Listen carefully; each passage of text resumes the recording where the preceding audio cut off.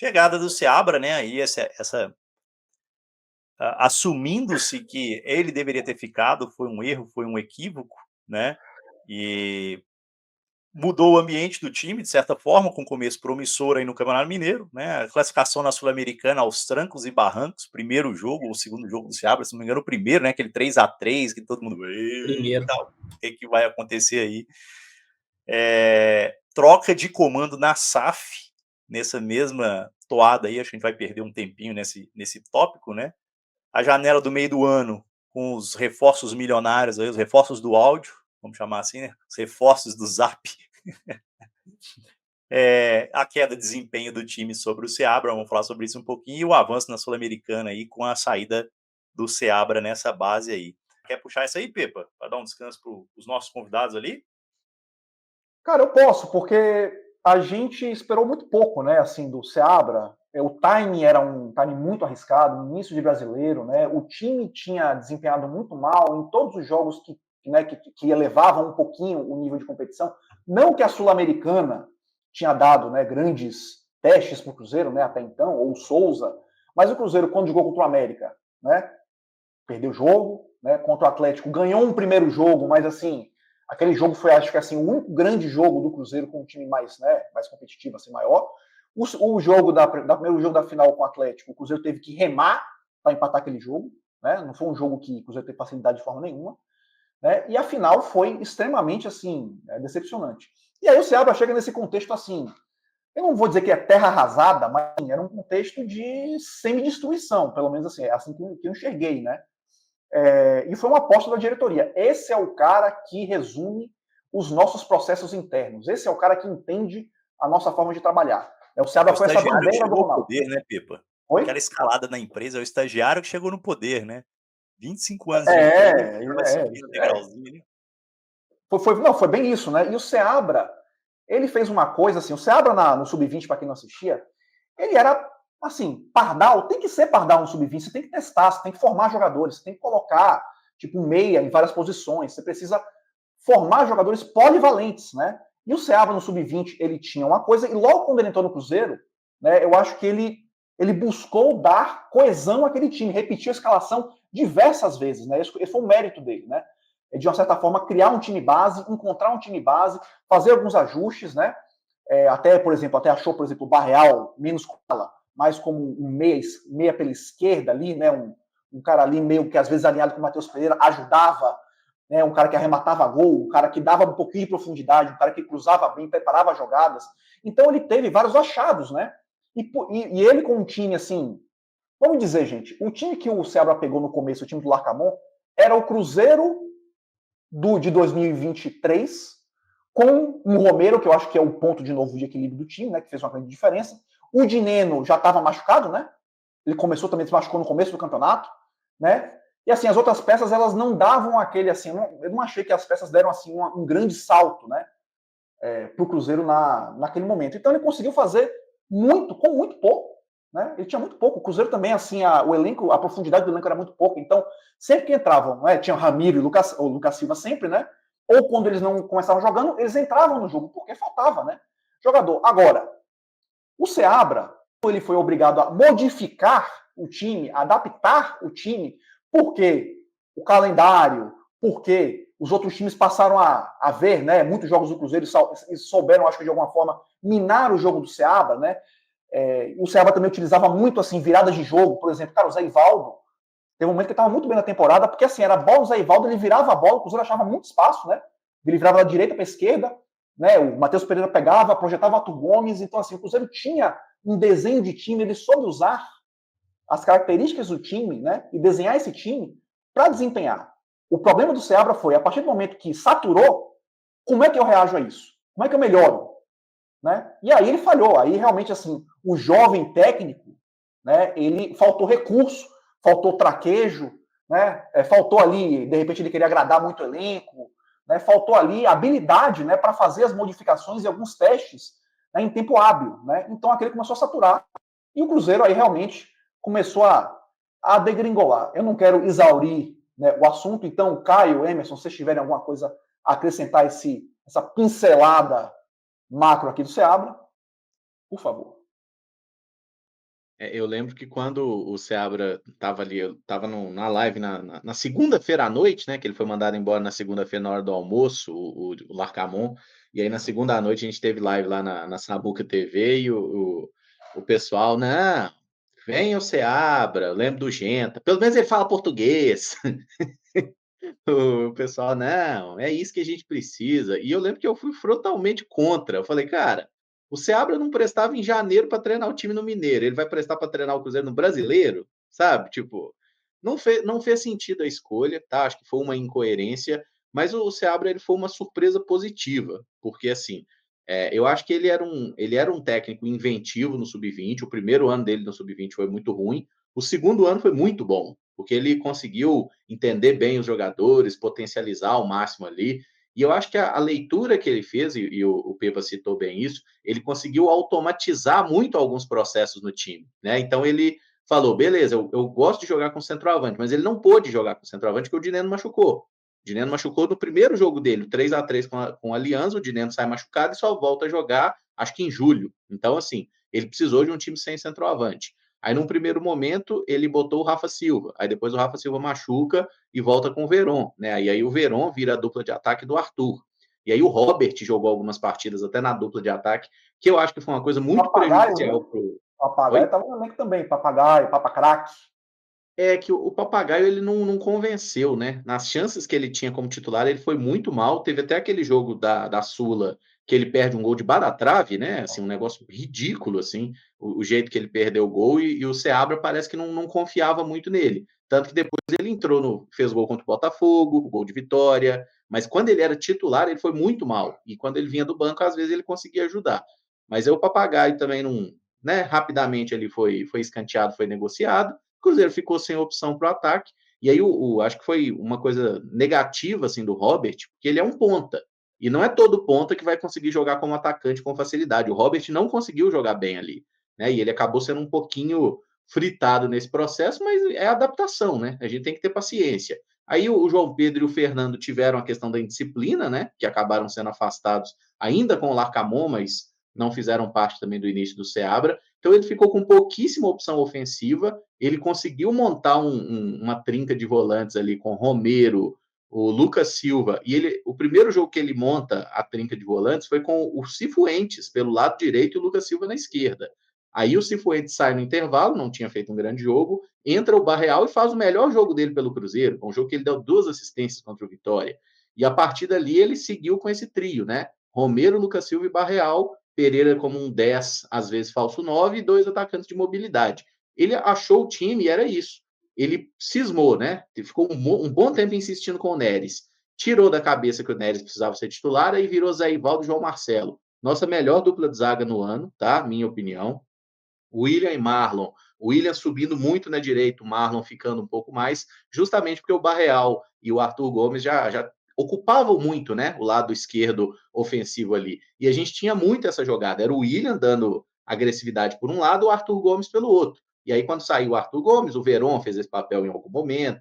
Enfim, mas o Cruzeiro fez um primeiro turno de brasileiro muito decente, cara. Assim, mas muito decente mesmo. Nós tivemos sequência de 5 vitórias, depois em 6 jogos, 5 vitórias e uma derrota para o Palmeiras. Então, acho que o Seabra ele conseguiu entregar o melhor futebol do Cruzeiro nesse ano, eu acho que foi o Seabra, mesmo sem ter as melhores peças. Por isso que eu acho que quando a gente olha para a forma como ele saiu, foi um pouco na sacanagem, né? Ele teve uma queda, eu concordo com o que o Pepa falou, ele não teve como reagir, ele não soube acertar o time no momento de instabilidade. Mas, pô, depois do jogo contra o Cuiabá, 37 graus no lombo, um 0-0 que não foi um resultado ruim. Não jogou mal. Não jogou mal. Com o time É, reserva. Eu não achei que jogou o, o, mal. foi um jogo ruim, né, Pepe? Mas assim, jogou mal o Cuiabá também, né? Tipo, foi um baita jogo horroroso, assim, né? A gente teve alguns jogos muito ruins com o Seabra, né? Criciúma, Vasco, alguns jogos muito ruins também. São Mas Paulo. São vocês lembram Paulo. que em casa a gente ganhava de todo mundo, velho? Sabe? Isso que era, assim, era impressionante. A gente ganhava de todo mundo em casa. E aí, em algum momento, se perdeu totalmente.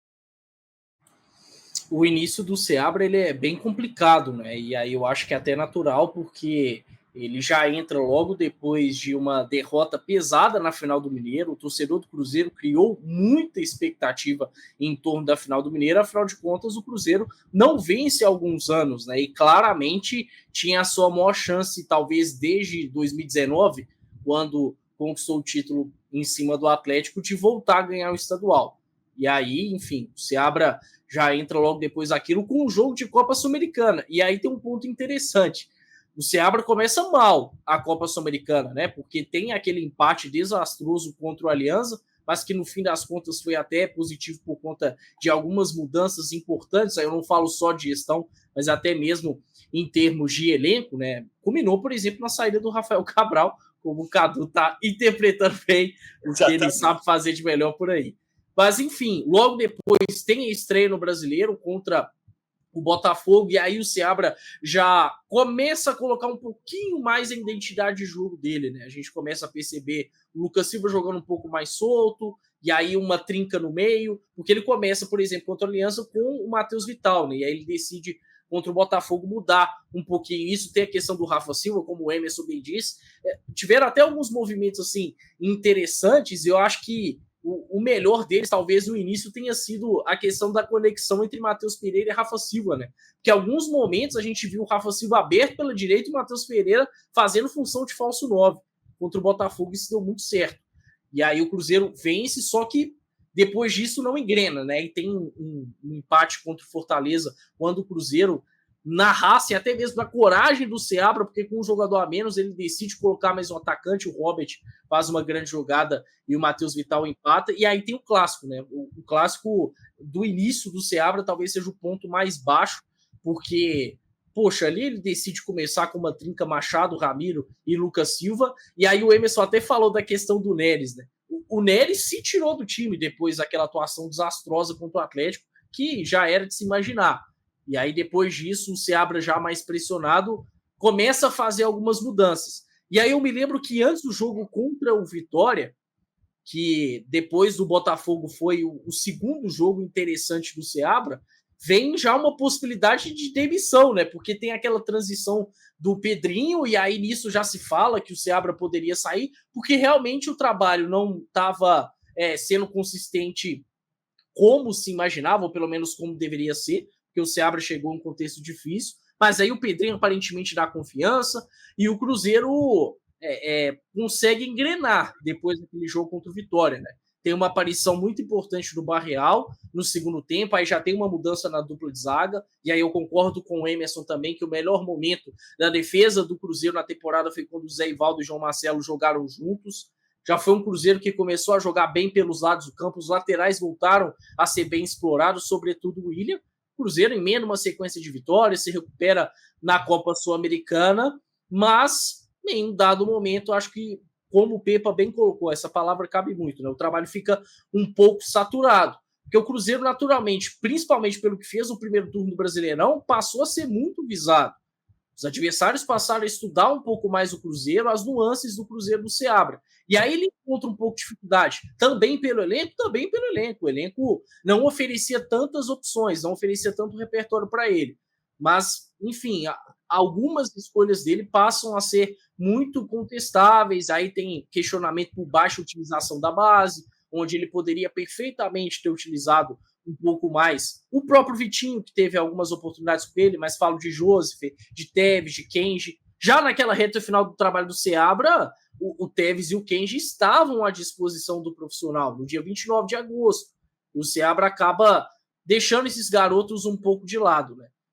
E aí, infelizmente, depois do jogo contra o Cuiabá vem a demissão. Concordo que o contexto não foi o ideal, mas pesou o conjunto, né? Pesou o fato de que o Cruzeiro não estava rendendo bem em campo, o Seabra não estava encontrando as melhores soluções. Sempre que ele tinha mais tempo para trabalhar em data FIFA, o Cruzeiro voltava pior. Tanto que o pior jogo do Cruzeiro com o Seabra, depois de uma data FIFA, né, contra o São Paulo, acho que esse jogo foi o que mais pesou para que viesse a saída dele, mais até do que contra o Cuiabá. E aí vem a chegada do Fernando Diniz, que a gente vai falar um pouquinho mais para frente. Eu ia trazer uma mensagem que o Caio contextualizou muito bem aqui, do Fábio Viana. Para mim, o erro do Seabra foi só ter utilizado pouco a base. Se ele usa mais, eu creio que o trabalho seria melhor. Eu não sei se seria melhor, Fábio, mas pelo menos seria diferente, né? aquela história. A gente viu muito pouco e a gente confiava que o Seabra tinha muito conhecimento sobre a base, algo que não aconteceu, né? Eu vou deixar também, vou começar uma pesquisa rapidinho aqui, bem simples, só perguntar, como você classifica o ano do Cruzeiro no geral? Bom, regular ou ruim?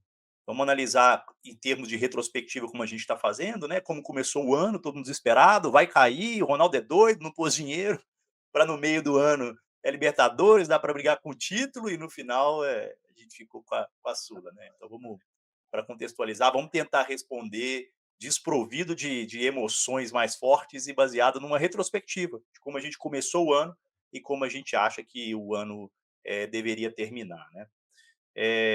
Antes da gente falar sobre a demissão do Seabra e eu apresentar os números do Seabra, eu vou trazer aqui um pouco mais de contexto sobre a SAF, né? A janela e a troca da SAF. A gente teve, então, a troca do Pedrinho pelo... qual foi a data específica, alguém lembra? Vou buscar aqui rapidinho. Oficialmente foi um dia depois do jogo contra o Vitória, né? Mas a informação veio um dia antes, isso, no dia 29 de abril. 29 de abril, isso aí, segunda-feira, né? Então a gente teve aí a venda, e aí a gente tem a Mari aqui, que foi cruelmente citada pelo Emerson agora há pouco. Ó. A troca de comando da SAF foi um dos dias mais loucos da minha vida. Maravilhoso. De todo mundo, né? Eu acho que foi assim, bem inesperado aquele momento. A gente sabia que a relação do Ronaldo, principalmente com a instituição, com a torcida, vinha tendo alguns ruídos, né? Vinha tendo algum tipo de insatisfação sendo gerada. O Pedrinho já estava dentro com aquele empréstimo que poderia virar os 20% aí se não for pago, né? Eu, particularmente, fui pego de surpresa naquele momento, né? E o Rodrigo Mairim também trouxe aqui para contextualizar que acha que depois da compra do Pedrinho, a torcida automaticamente achou que os últimos 5 anos deixariam de existir e que em 6 meses iríamos brigar nas cabeças. Não funciona assim.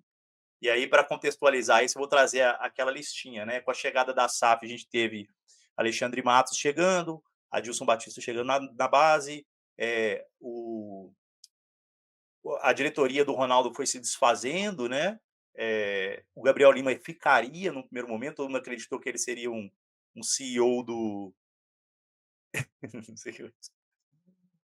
o CEO do Pedrinho, e ele ficou só por um processo ali de transição, né? Basicamente, quando ele acabou a transição, ele... Até aprovação pelo CAD, basicamente. Ele saiu, e a gente teve a fatídica janela aí dos sei lá quantos milhões, que é bem controverso esses valores, com Cássio, Caio Jorge, Wallace, Peralta, Jesus, Matheus Henrique, Lautaro Dias, saídas de Arthur Gomes para o delírio do Emerson e do Pepa, Neres, Machado, Papagaio, Palácios, posso estar esquecendo alguém, Robert também foi nesse meio, né? Foi. Emprestado, e um áudio. Esse é o balanço aí da mudança da SAF aí do Ronaldo para o Pedrinho. Muita gente, como eu trouxe na mensagem, aí, se empolgou, né? Agora o Pedrinho vai despejar dinheiro, é o nosso sheik árabe, e o final do ano nos trouxe aí alguns problemas com essa transição, né? Eu ia dizer só uma coisa, Cadu, que o Pedrinho saiu ele é do varejo, né? E assim, ele pode ser cruzeirense, ter dinheiro, mas eu acho que também tem uma adaptação do Pedrinho, assim, à gestão do futebol, né? Isso, ele nunca fez isso, né? Dessa forma também. Então, assim, para mim, a vinda do Pedrinho foi... Cara, se for pensar assim, nos dons da SAF, é o dono da SAF dos sonhos. É um cara com dinheiro, um cara, né, apaixonado pelo clube. Não é um cara que tem uma relação tão fria, né? Não é uma gestão, como diria o Rafa Pena, sapatênis, né? Assim, eu ainda tenho expectativa, né? Então, todas as críticas que a gente faz à gestão hoje do Pedrinho é para melhorá-la, né? Não é para destruí-la, né? E para questionar algumas coisas, como a escolha pelo Matos. Eu entendo, assim, o Matos é uma figura de confiança dele, né? Ele vai trazer o cara que ele confia. Eu entendo isso, né? Agora, tendo já aí provas, né, de que o Matos talvez não seja o melhor cara, cabe a ele, né, também tomar decisão de troca, ter a coragem de buscar um profissional que ele não conheça por um processo profissional, né? Que assim, tá muito na amizade, olha, eu confio em você, chega aí, tarará. Agora, eu preciso, me falta ver o processo Pedrinho profissional dentro do Cruzeiro, né, de como selecionar esses profissionais sem que seja, você conhece? Traz aí, que parece que é um pouco isso, né, esse método associação. Então agora, né, quando a gente vê vamos dizer assim, as rachaduras da gestão do Cruzeiro na condução do dia a dia, né, porque a gente fala que, beleza, o Diniz tem muita culpa, né, na fase do time, mas o dia a dia, a gestão também tem muita responsabilidade com isso, né? Então, o Matos, claramente, falha nisso, né? E é um cara que, para mim, eu não acho que ele defende os principais, o interesse do clube sempre. Isso, para mim, me incomoda muito. Tendo em vista isso, cabe ao presidente, ao dono, tomar decisões. E é isso que eu estou esperando dele agora. Então, isso. A troca foi boa, mas agora esse processo precisa continuar evoluindo. Não sei se o Caio... E o Cruzeiro precisa parar de viver um caos, né? Porque a temporada como um todo foi bem caótica dentro de campo, fora de campo, e a gente espera que realmente esse caos possa cessar.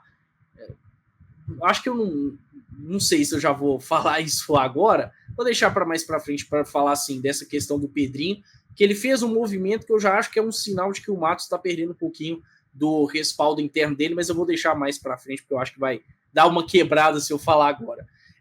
Mas, enfim, falando da janela, né? Inegavelmente é uma janela positiva.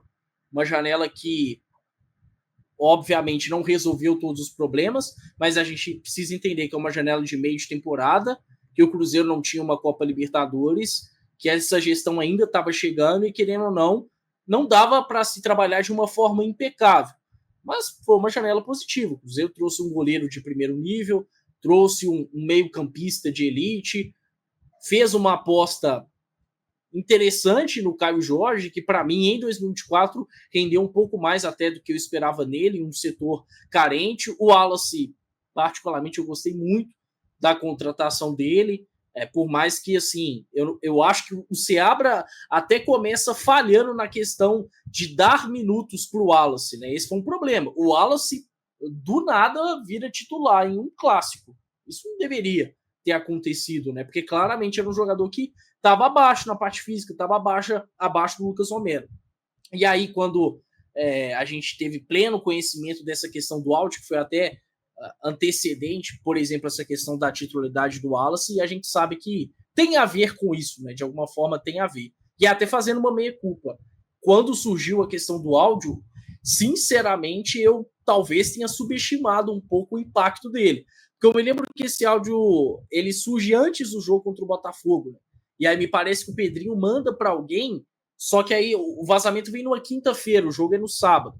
Só que o Pedrinho manda para alguém antes do jogo contra o Juventude. E aí, contra o Juventude, o Seabra já faz alguns movimentos de inserir jogadores que vieram na janela como titular, jogadores que aparentemente ainda não estavam completamente preparados. Só que o áudio é vazado na quinta-feira. E no sábado, o Cruzeiro faz o grande jogo dele na temporada.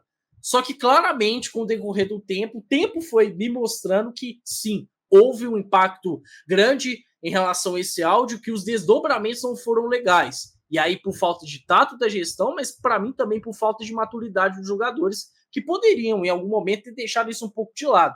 E aí eu entro no ponto que o Pepa falou. Eu acho que está faltando colocar, e aí falando para todo mundo, não só para o Matos, mas todo mundo está dentro do clube, colocar o Cruzeiro como principal propósito. Me incomoda muito quando, por várias vezes, aí, principalmente depois daquele jogo contra o Grêmio, eu vejo o Matheus Pereira falando de coisas do passado, de questões internas e tudo mais. Gente, deixa para lá.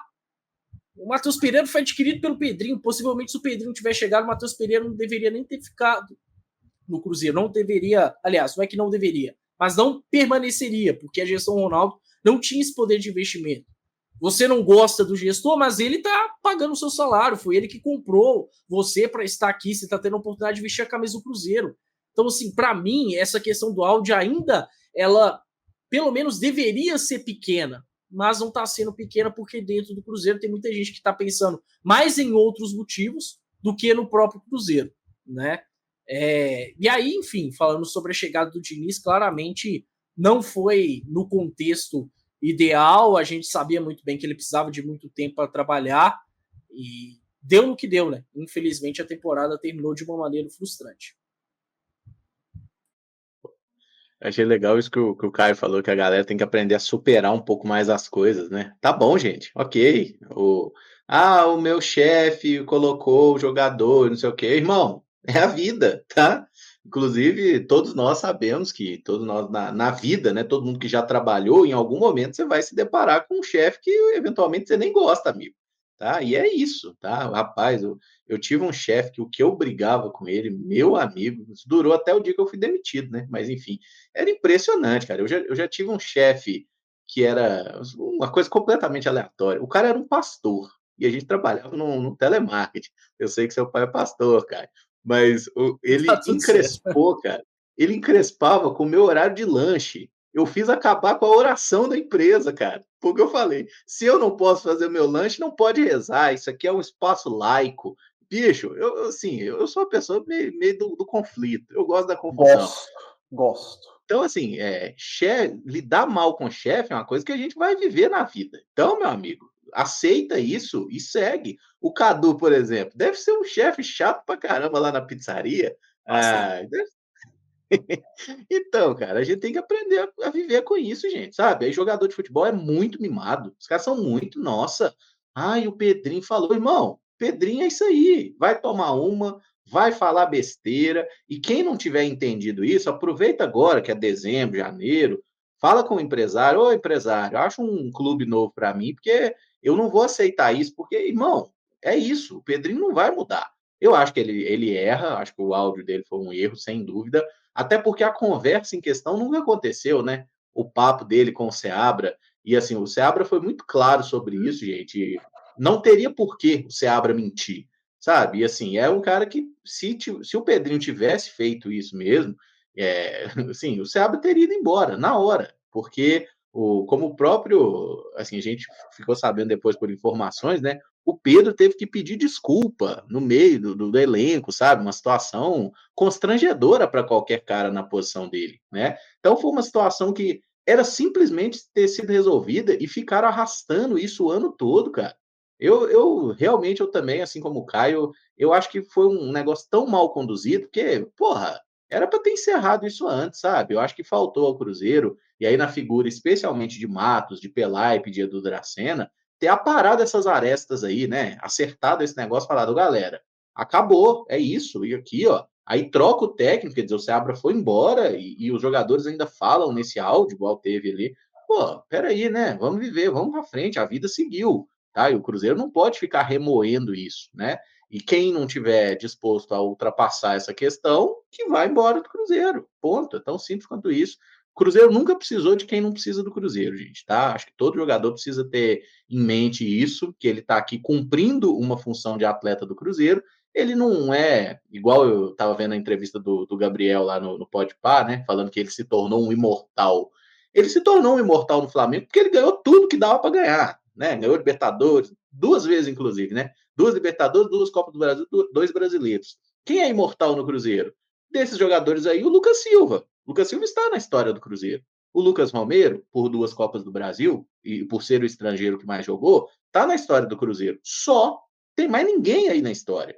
Então, acho que é bom a gente colocar essas coisas em perspectiva, até para a gente cobrar mais dos jogadores e se posicionar de uma forma um pouquinho mais crítica, né? Porque muitas vezes nós torcedores, a gente gosta de um jogador, eu faço esse meia-culpa sobre o Matheus Pereira, por exemplo, que eu gosto muito do futebol dele, a gente às vezes passa a mão demais na cabeça de jogador, sabe? Jogador tá lá para nos servir, tal qual políticos estão aí para nos servir, o jogador também tá lá para nos servir. Então acho que a gente tem que ser um pouquinho mais incisivo nessa questão, não é desrespeitar a pessoa, mas é cobrança profissional. Esses caras eles são muito bem remunerados para jogar futebol. E vale para a galera que vai chegar no próximo ano, que é melhor remunerada ainda, viu? Ou passa pano, ou faz, ou chama de chicletinho, né? Uma coisa ou outra. Né? Sim. Assim, a gente não tem esse meio termo. Eu fico imaginando, depois daquele áudio do Pedrinho, a quantidade de ligações que o Márcio deve ter recebido de empresário. Tipo assim, como assim você vai preterir meu jogador? Como assim que vocês, dentro do clube, sabe, de uma certa forma, estão dizendo que esses caras têm que jogar e o meu não pode jogar? O meu vai ser reserva desse cara aí. Não, é assim, é um contexto inteiro que você constrói, né? E os próprios empresários, né, eles são figuras centrais nessa mimação de jogador também, né? E aí a direção de clube, né, eles acabam apenas dando esteio para essa parada aí, ainda se multiplicar vezes 1000, né? Sei lá. O lance do áudio é que ele carrega muita coisa ao longo da temporada, né? O pessoal às vezes fala, ó, tem que ter esperado ou não. mas todas as vezes que um problema interno existiu, e a gente não tem conhecimento desses problemas, né? Eles vazaram um pouco agora com o Diniz, pode ter certeza que o toante ali dentro era a sensação do áudio, não o áudio em si, né? Mas a sensação de que eu estou sendo preterido pelo lado dos jogadores, pelo lado técnico, porque eu não tenho respaldo, pelo lado da diretoria, porque eu tenho que controlar o dono, porque eu tenho que controlar os jogadores. Então, enfim, eu acho que é muito mais do que isso, né? O áudio foi prolongando, foi ecoando, já que é um áudio, né? Foi ecoando ali dentro a cada dificuldade que teve, né? Vou trazer mais umas mensagens aqui. A Mari falou mais uma aqui, ó. Se abre e ir embora mesmo? Foi pro Emerson, ó. O Diniz passou vergonha e ficou. Faz sentido, Mari. Tem isso, né? No É, Cruzeiro, às vezes, dá o grito, dá certo, né? O Marlon gritou, seguiu o titular, o Diniz gritou, seguiu o técnico. Que momento, que clube, né? Esse clube é maravilhoso, gente. Não tem como não amar o Cruzeiro, não, bicho. e pra gente avançar aqui na sequência, né?